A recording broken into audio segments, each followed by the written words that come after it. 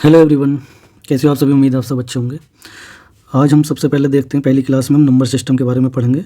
Number system यानी जितनी भी संख्याएं हैं इनके बारे में थोड़ा समझेंगे। ठीक है, इनकी ज़रूरत बहुत ज़्यादा पड़ती है किसी भी चैप्टर के लिए। ठीक है, तो चलिए सबसे पहले देखते हैं नंबर सिस्टम।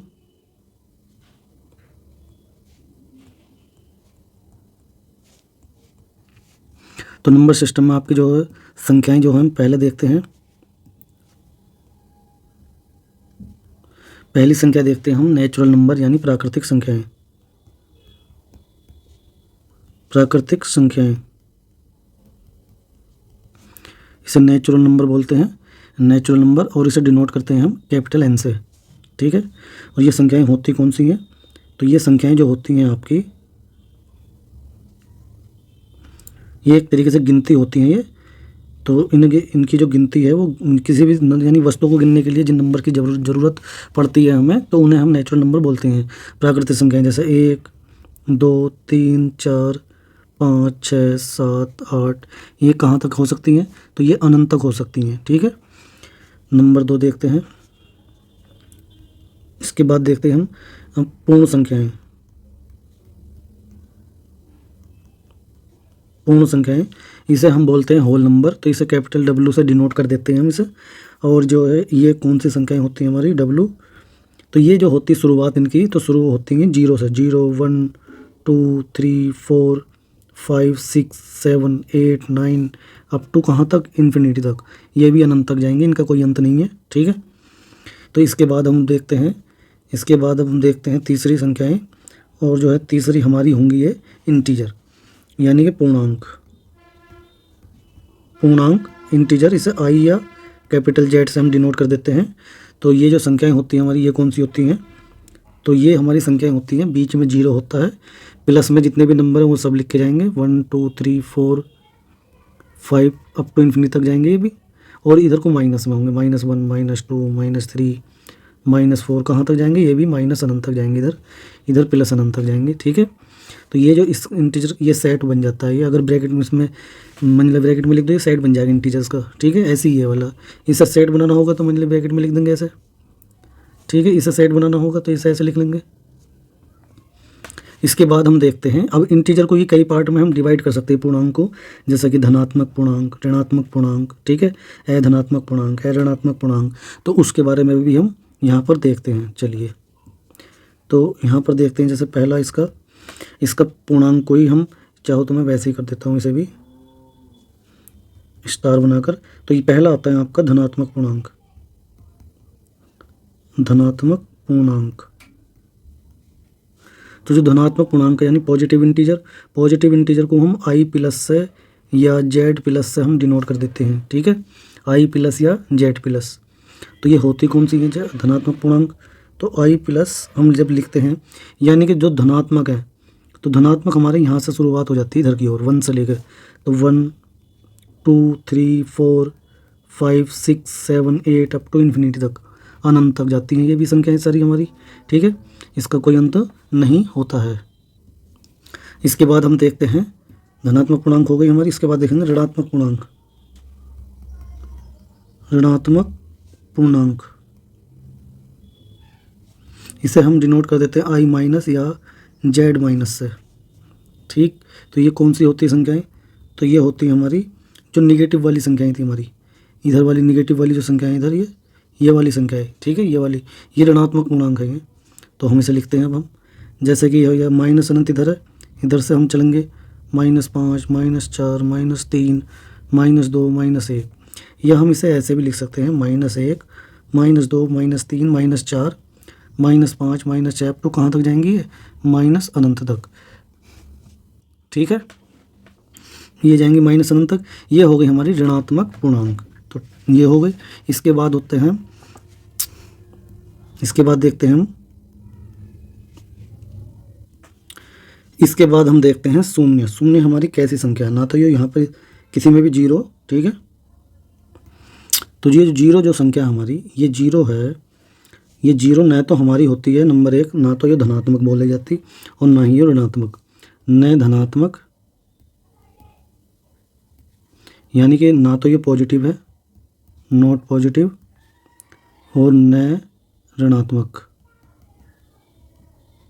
ना तो ये निगेटिव है ना पॉजिटिव है, ठीक है। जीरो हमारी ऐसी संख्या है ना तो पॉजिटिव है और ना ही निगेटिव है। इसके बाद हम देखते हैं धनात्मक, ये तो ऋणात्मक बोल दो या धनात्मक, कोई सी भी एक देखते हैं पहले। तो सबसे पहले देखते हैं इनमें धनात्मक, ये पहले ऋणात्मक देखते हैं। चलिए ऋणात्मक पूर्णांक, ऋणात्मक पूर्णांक यानी नॉन निगेटिव इंटीजर, ठीक है, नॉन निगेटिव इंटीजर। तो हम इसे डिनोट तो नहीं करते किसी से, तो हम ये कौन सी संख्याएं होती हैं यानी इनका जो सेट होता है वो कौन सा होता है वो हमें लिखना है यहाँ पर। तो जो यानी कि ऋणात्मक, इसके नाम में ही बताया जा रहा है जो ऋणात्मक न हो। तो जो ऋणात्मक ना है हमारे पूर्णांक में वो कौन कौन से थे, तो जो ऋणात्मक न है, तो ऋणात्मक नहीं वाले, तो देखो जीरो ना तो पॉजिटिव होता ना निगेटिव, तो इसमें जीरो भी शामिल हो जाएगा जो ऋणात्मक नहीं है। तो हम ये लिख सकते हैं हम यहाँ पर, जैसे जीरो भी है, 1 2 3 4 5 6 7 अप टू इन्फिनिटी तक जाएंगे। ये हमारे ऋणात्मक पूर्णांक है, निगेटिव में नहीं है, ठीक है। ये इन्हीं संख्याओं को हम होल नंबर भी बोलते हैं, ठीक है। इन्हीं संख्याओं को हम होल नंबर यानी डब्लू से भी बताया गया, हमने पीछे बताया यहाँ पूर्ण संख्याओं में ये आ रहे। और जो धनात्मक पूर्णांक थे हमारे ये इंटीजर भी होते हैं, इंटीजर नहीं नेचुरल नंबर होते हैं, प्राकृतिक संख्याएं, ठीक है। इसके बाद अब हम देखते हैं धनात्मक पूर्णांक, धनात्मक पूर्णांक यानी नॉन पॉजिटिव इंटीजर।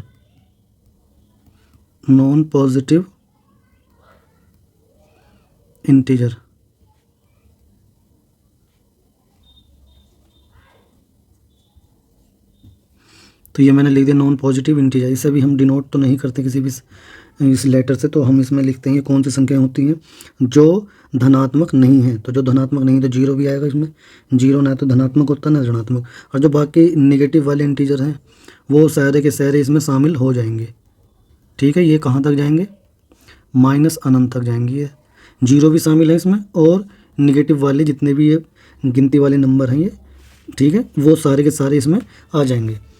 इसके बाद हम देखते हैं पूर्णांक को हम कई पार्ट में डिवाइड कर लें। इसके बाद आता है अशून्य पूर्णांक,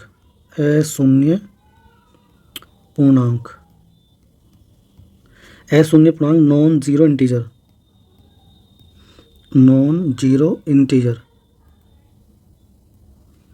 इसे हम डिनोट कर लेते हैं I0 या I नोट से बोल देते हैं इसे, तो ठीक है। इसके बाद ये जैसे मैंने यहाँ पे लिखवाए थे, चाहो तो आप इनकी इंग्लिश भी लिख सकते हैं, नेचुरल नंबर, इसे बोलते हैं होल नंबर, इसे बोलते हैं इंटीजर। धनात्मक पूर्णांक यानी पॉजिटिव इंटीजर, ऋणात्मक पूर्णांक यानी निगेटिव इंटीजर, ठीक है। तो ये अशून्य पूर्णांक कौन से होते हैं, अशून्य यानी जिसमें शून्य न है। तो आई था, आई नोट से डिनोट कर रहे हैं, और आई जो था इंटीजर को बता रहा है पूर्णांक को, उसमें से जीरो को हटा दो, जीरो शामिल मत करो। तो ये आई नोट यानी I0 हमारा अशून्य पूर्णांक नॉन जीरो इंटीजर कहा जाएगा। जैसे इंटीजर में तो हमारी सारी संख्याएं शामिल थी माइनस अनंत से लेकर -4 -3 -2 -1। यहाँ पर जीरो भी आता था, फिर गिनती शुरू हो जाती थी पॉजिटिव में 1 2 3 4 अप टू इन्फिनिटी तक, प्लस अनंत तक। तो बस इसमें क्या है, इसमें जीरो को शामिल नहीं करना बस हमें। तो ये बाकी जो नंबर हैं यही हमारे क्या हो जाएंगे, ये हमारे अशून्य पूर्णांक कहे जाएंगे, ठीक है। इससे डिनोट कर देते हैं, ये जो मैंने लिखा है इसे बस उसे जीरो को हटा दो, तो ये हमारे हो जाएंगे अशून्य पूर्णांक।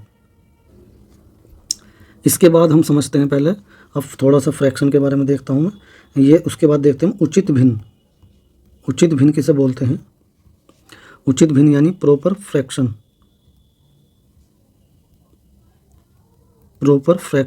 आपकी जो है उचित भिन्न है। ये भिन्न कौन सी होती है, किसको बोलते हैं, तो इसमें जो ये भिन्न जो है P/Q के रूप की होती है, ठीक है। जब ये मान आपका 1 से छोटा होगा, यानी कि और जो है Q जो है नॉट इक्वल टू 0 होगा, ठीक है, तो तब हम कहेंगे कि ये उचित भिन्न है। उचित भिन्न मतलब इसमें ऐसा भी होगा P और लेस देन Q, यानी इसमें नीचे जो वाली जो वैल्यू है वो बड़ी रहेगी और ऊपर वाली वैल्यू छोटी रहेगी। तो एग्जाम्पल में लिखने हो तो कौन से आ जाएंगे, तो एग्जाम्पल में जैसे कि 1/2, 2/3, 3/5, तो ETC, ये बहुत सारे एग्जाम्पल लिखे जा सकते हैं। ठीक है, तो ये वाली जो फ्रैक्शन है आपकी प्रॉपर फ्रैक्शन कहलाती है। ठीक है, इसके बाद हम देखते हैं, इसके बाद देखते हैं इम्प्रॉपर फ्रैक्शन। इसके बाद हम देखते हैं अनुचित भिन्न। अनुचित भिन्न जिसे हम बोलते हैं इम्प्रॉपर फ्रैक्शन। इम्प्रॉपर फ्रैक्शन, तो इसमें क्या होता है, जो भिन्न होती है आपकी वो P/Q जो है वो 1 से बड़ी होती है। ठीक है, और Q तो आपका नॉट इक्वल टू 0 रहेगा ही। ठीक है, यानी जो P का मान जो है आपका वो बड़ा होगा Q से, ऊपर वाला नंबर आपका बड़ा होगा। तो इसमें कौन कौन सी आ सकती हैं जैसे 3/2, 4/3, ठीक है, 5/2, ETC। तो इस तरह की जो भिन्न हैं आपकी ये कहलाई जाएंगी अनुचित भिन्न यानी इम्प्रॉपर फ्रैक्शन। इसके बाद देखते हैं, चलिए अब हम इसके बाद देखते हैं मिश्र भिन्न। मिश्र भिन्न ये यानी मिक्स्ड फ्रैक्शन। तो ये वाली जो भिन्न होती है ये कैसी होती है, ये होती है आपकी इस टाइप की, A सही B/C, इस टाइप की भिन्न होती है, A सही B/C। ठीक है, एग्जाम्पल में आप देखना चाहो तो 1 सही 2/3, ठीक है, 2 सही 3/4, ETC, ये वाली भिन्न होती है, ये मिश्र भिन्न। इसको सोल्व कैसे करते हैं वो सोल्व तो मैं बता देता हूँ यहाँ पर। जैसे 1 सही 2/3 है, तो इसे करते हैं क्या, हम 3 की तो गुणा कर देते हैं 1 से और बाद में ये प्लस कर देते हैं। ठीक है, तो इसमें लिखते हैं जैसे 3 गुणा 1 प्लस 2 और बटे में 3 ही रहेगा, यानी 3 + 2/3, यानी ये आ जाएगा तुम्हारा 5/3। 3 ही कम 3, 3 में 2 जोड़ो 5, 5/3 ये आ जाएगा। ठीक है, अब चलिए इसके बाद इसे सोल्व ऐसे करते हैं, लिखा हुआ ऐसा होगा, ये इसे लिखे हुए को बोलते हैं मिश्र भिन्न। इसके बाद हम देखते हैं, अब हम इसके बाद देखते हैं हम अभाज्य संख्याएं। अभाज्य संख्याएं यानी प्राइम नंबर। तो जो प्राइम नंबर है वो कौन से होते हैं आपके, इनकी जो अगर परिभाषा डेफिनेशन लिखनी हो तो कैसे लिखेंगे, जैसे कि आपकी एक परिभाषा इसकी है, एक से बड़ी वे संख्याएं जिनमें एक या स्वयं यानी खुद का ही भाग जा सके। तो हम लिखते हैं एक से बड़ी वे संख्याएं जिनमें एक या स्वयं यानी खुद का ही भाग जा सके। ठीक है, एक परिभाषा ये होगी। दूसरी क्या है, दूसरी है ऐसी संख्या जिसके केवल 2 अलग अलग गुणनखंड हों। ऐसी संख्या जिसके केवल 2 अलग अलग यानी डिफरेंट फैक्टर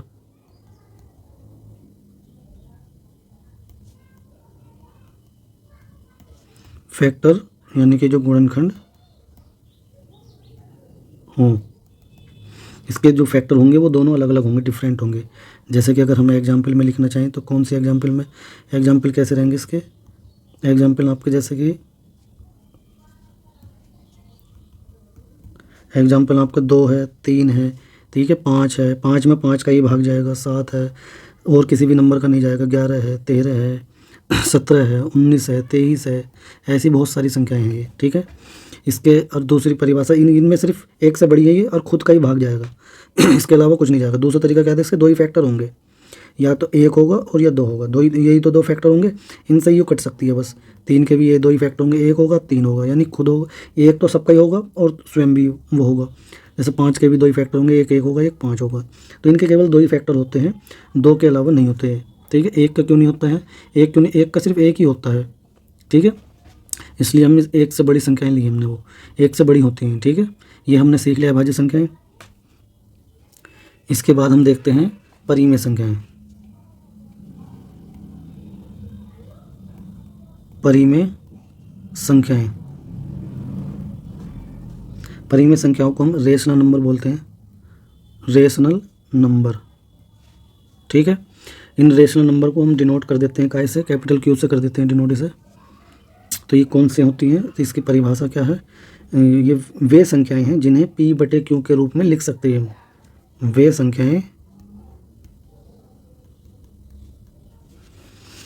संख्याएं जिन्हें p बटा क्यू के रूप यानी कि फॉर्म में लिखा जा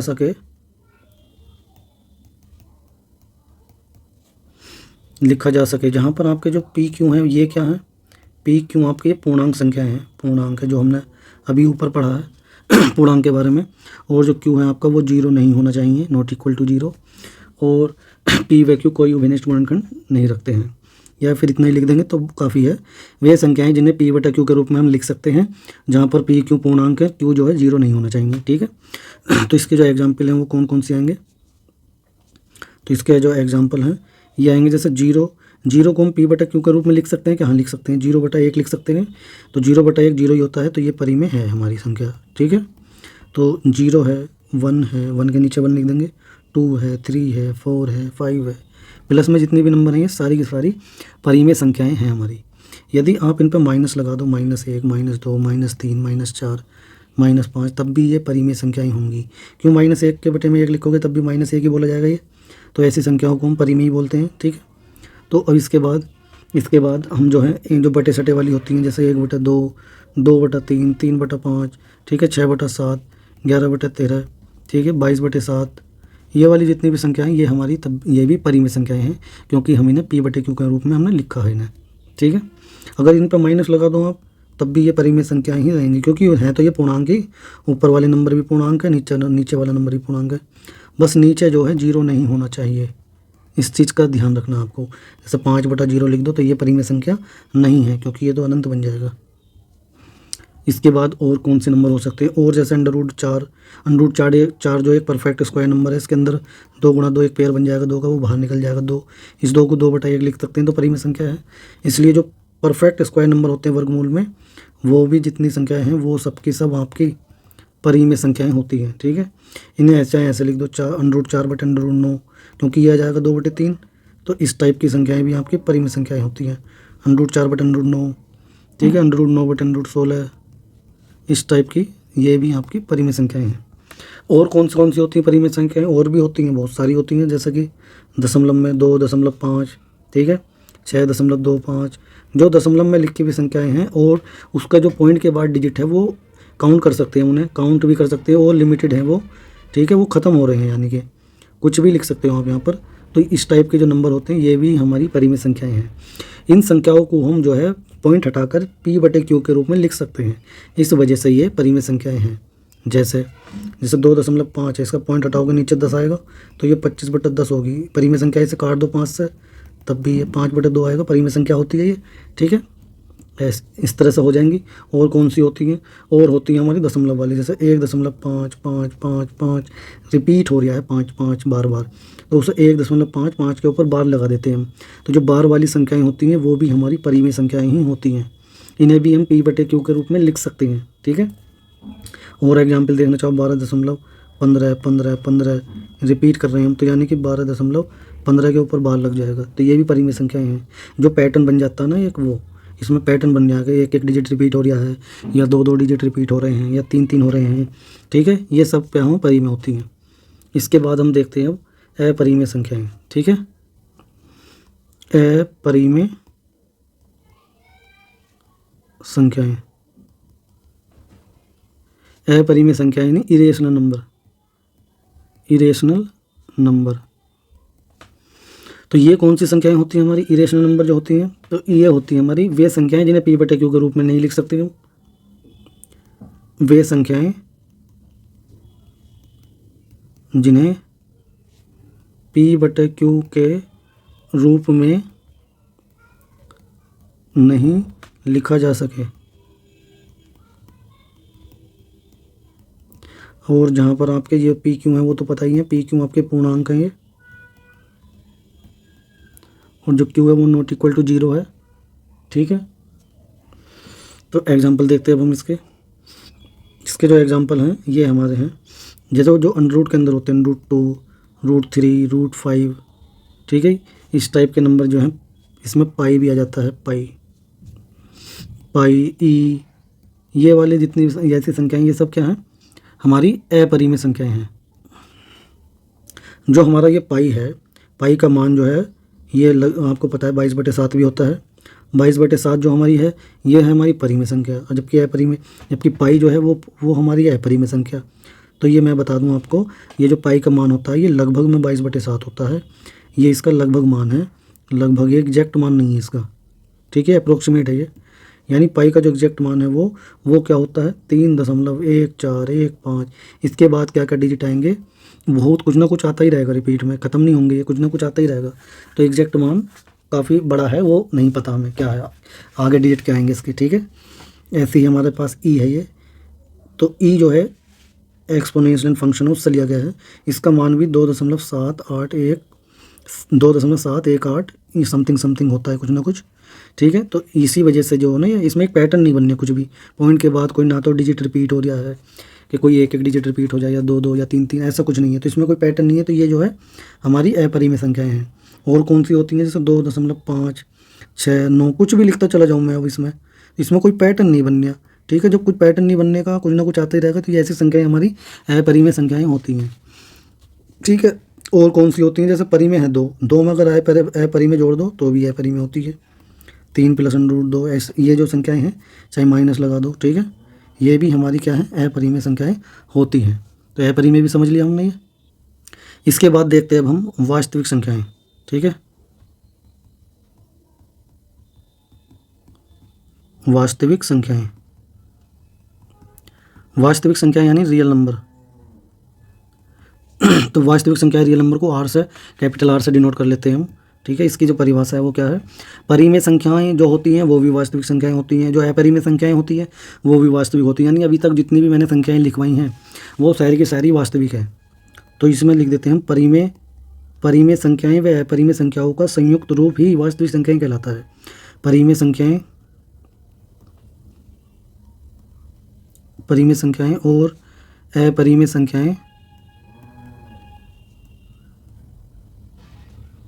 अपरिमेय संख्याओं का संयुक्त रूप ही वास्तविक संख्याएं कहलाता है।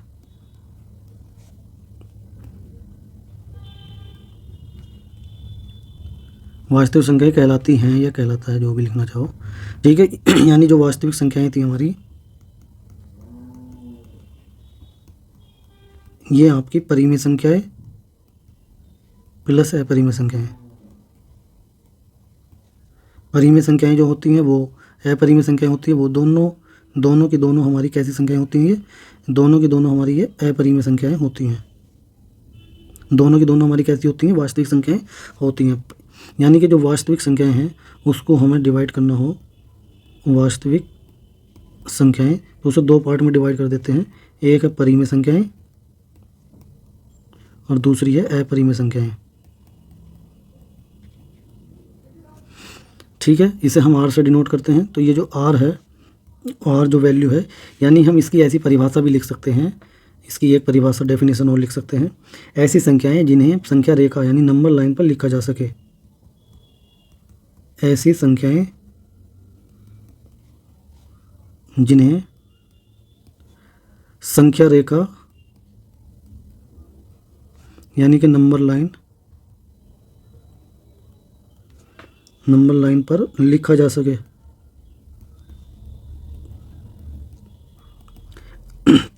तो ये आर से डिनोट करते हैं इसे। तो नंबर लाइन अगर हम बनाना चाहें तो हम बनाएंगे, यहाँ पर ये नंबर लाइन हो जाएगी हमारी, ये इसमें बीच में 0 होगा, इधर माइनस अनंत और इधर प्लस अनंत। ये जितनी भी नंबर लाइन है, इस पर जितनी भी संख्याएं आएंगी ये हम डिनोट कर सकते हैं, वो सारी की सारी वास्तविक हैं। तो कैपिटल आर बराबर हम लिख सकते हैं माइनस अनंत से प्लस अनंत तक। इसमें अनंत को शामिल नहीं करते हैं क्योंकि अनंत कुछ होता ही नहीं है, अनंत तो कभी आता ही नहीं है, ठीक है। शामिल का मतलब छोटा ब्रैकेट लगाते हैं इन पर, ठीक है। इसके बाद हम देखते हैं हम धनात्मक वास्तविक संख्याएं। धनात्मक वास्तविक संख्याएं यानी कि पॉजिटिव रियल नंबर, इन्हें हम आर प्लस से डिनोट कर देते हैं। तो ये कौन सी संख्याएं होती हैं? तो नंबर लाइन थी हमारी, बीच में जीरो, इधर माइनस अनंत, इधर प्लस अनंत। तो इधर से लेकर इधर की ओर जो होता है ये धनात्मक वास्तविक संख्याएं। तो आर बराबर जीरो से लेकर अनंत। अनंत को कभी शामिल नहीं करते हैं और इसमें जीरो भी शामिल नहीं होता, नहीं, जीरो से बड़ी होंगी संख्याएं वो, और हमारी अनंत तक जाएंगी, अनंत को भी शामिल नहीं करते, इसको भी, ठीक है, धनात्मक वास्तविक। इसके बाद हम देखते हैं ऋणात्मक वास्तविक संख्याएं। ऋणात्मक वास्तविक संख्याएं, ऋणात्मक यानी negative real number, R minus से डिनोट कर देते हैं। तो ये वाली संख्याएं हमारी नंबर लाइन पर हम बनाएंगे, जीरो, माइनस अनंत, प्लस अनंत। तो इधर वाली होती हैं संख्याएं, जीरो तो हमारा नेगेटिव होता ही नहीं है, तो इसलिए जीरो को शामिल नहीं करते हम। तो ये हो जाएंगे माइनस अनंत से जीरो तक, जीरो मतलब जीरो को शामिल नहीं करना है, ठीक है। तो ये होगी हमारी ऋणात्मक वास्तविक संख्याएं। यहाँ तक हमने समझ लिया है।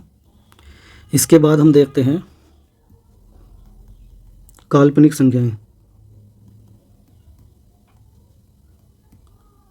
काल्पनिक संख्याएं यानी कि ये ना बोलते हैं इमेजिनरी नंबर।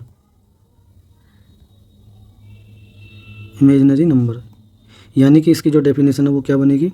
ऐसी संख्याएं जो वास्तविक नहीं हैं, या ऐसी संख्याएं जिन्हें संख्या रेखा पर रिप्रेजेंट यानी प्रदर्शित नहीं किया जा सकता। ऐसी संख्याएं जो वास्तविक नहीं है, जो रियल नहीं है, ठीक है। बाकी जो बचेंगी वो काल्पनिक हो जाएंगी, जो वास्तविक नहीं है, जो वास्तविक संख्या नहीं है। या फिर ऐसे कह सकते हैं ऐसी संख्याएं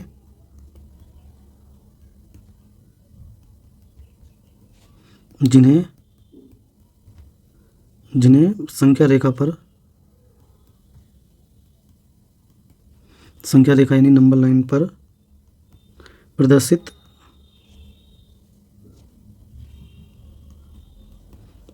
यानी रिप्रेजेंट नहीं किया जा सकता। ऐसी संख्याओं को हम काल्पनिक संख्याएं बोले हैं। यानी काल्पनिक संख्याएं एक तरीके से वो हैं जो, जैसे कि एग्जांपल में अगर मैं दर्शाऊँ, जैसे अंडर रूट में माइनस में है, अंडर रूट के अंदर माइनस में लिखा हुआ हो, तो ऐसी संख्याओं को हम काल्पनिक संख्याएं बोलते हैं, ठीक है। अंडर रूट के अंदर माइनस में है, ठीक है। इसी को जो हम अंडर रूट माइनस एक को जो है इसे आइटा बोलते हैं। आइटा ये यहाँ से नाम दिया गया है इसे, ठीक है। काल्पनिक को यहाँ से जो है नाम दिया गया है इसे आइटा। इसके बाद हम देखते हैं, इसके बाद हम लास्ट देखते हैं, अब ये लास्ट है ये। इसके बाद हमारा है सम्मिश्र संख्याएं। सम्मिश्र संख्याएं, सम्मिश्र संख्या यानी कॉम्प्लेक्स नंबर।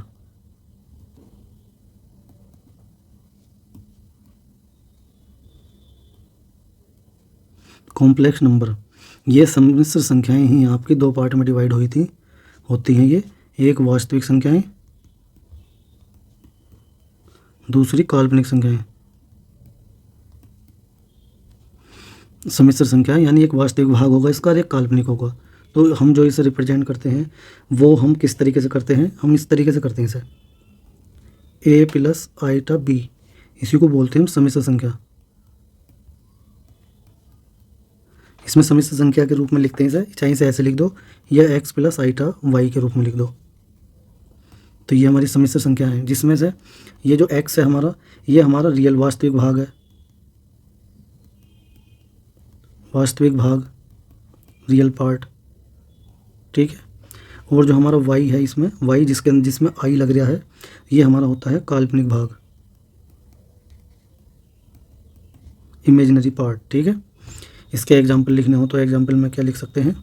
जैसे 2 + 3i, आई बाद में लिख दो या पहले लिख दो, 5 - 3i, 6 + 5i, etc।